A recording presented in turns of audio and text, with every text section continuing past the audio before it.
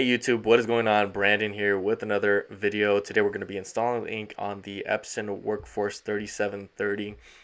Basically, if you are needing a visual, a tutorial on how to install each ink cartridge, that's what we're doing here today. Basically what you're doing is you're matching up the copper piece on the cartridge up with the copper piece on the print head, and the plastic simply goes with the plastic on the back. So you're pushing it in there, clicking it into place, and that's basically it. And once it's clicked in place, you move on to the next one. I am going to be leaving a link in the description below for some remanufactured ink for this printer.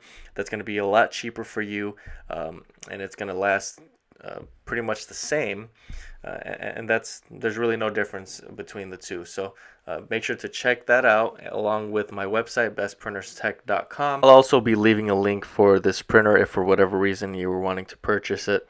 All that information, all those resources will be again in the description below.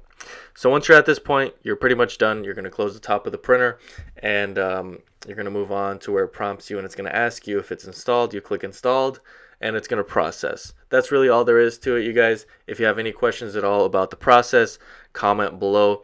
Also make sure to like and subscribe. That would also be appreciated. Thank you guys so much for watching, and until next time.